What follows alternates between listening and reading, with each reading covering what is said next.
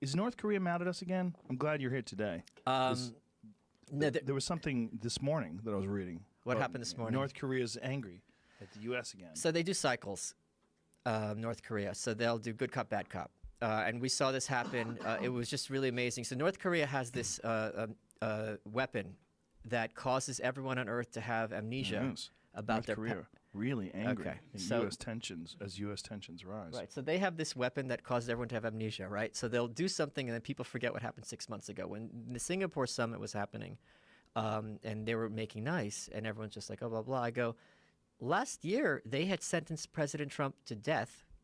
They were threatening to nuke Guam and everyone just completely forgot about that.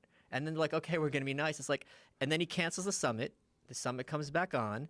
They do this. They've done this for years, and it's like if you follow North Korea as I do, it's my gig. You see it coming, but then everyone's like, "Oh my God, they're mad at us. This has never happened before. Like this has happened for 70 years, motherfuckers. This is their shtick." So what do you think the purpose of it is? Just to stay relevant in the news and to alert people that there's still conflict between the U.S. and North Korea? It's very important for them when they make any sort of concessions to say that we're putting up a fight, we're doing this because we want to, not because you're making us doing it. You know, we're standing up for themselves. We're not going to get pushed around because they can't show submission or weakness in any sense. So President Trump's been playing this very intelligently, and the rest and the corporate press won't tell you this because everything's about Trump. I don't fucking care about Trump in this context. I care about the North Korean people, right? The point is they are they'll rattle their saber. And then they'll be nice the next day, and then they rattle the saber, and they're nice next day. It's as night follows day with them. Well, the culture is a really fascinating culture. The culture of Korea in general. Yeah, oh yeah. You know, there's so much to it that we have a really difficult time understanding. Oh yes. In terms of just the formalities in which you're allowed to communicate with people, the way that they must save face.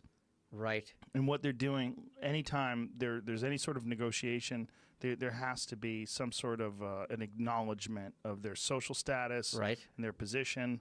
Yeah, yeah. They're very, and South Korea too. So people think South Korea is like America Junior. It's not. They're a very different country from us. And just because they're our ally doesn't mean they're all good guys too. I was just reading Malcolm Gladwell's Outliers. Okay. And one of the things about it is how South Korea they went through a crisis of plane crashes. And one of the problems with the plane crashes was the way the subordinates were not allowed to question the pilots when the pilots were tired. You know the way they fixed it? How? They made them all speak English. How would that fix it? Because English is a different kind of a language. Oh, you don't have the structure of the syntax. The structure of politeness and deferment and all the different things different that you're tenses. The way you're not allowed to communicate with people in Korean, where there's a very strong tradition of like Malcolm Gladwell goes into it in great detail, like superiors, when they're around their subordinates, the subordinates are not allowed to drink in front of them. They can't smoke in front of them. They have to turn away if they have a drink in front of them. Like there's the way they talk to them, they bow to them, they call them sir. And I went through all this in Taekwondo. Taekwondo is very structured that way. And when I was teaching and when I was working for my Korean instructors, like it was always sir, it was always Mr. Kim, it was always very formal, there was always bowing, and there was and this is an Americanized version in English.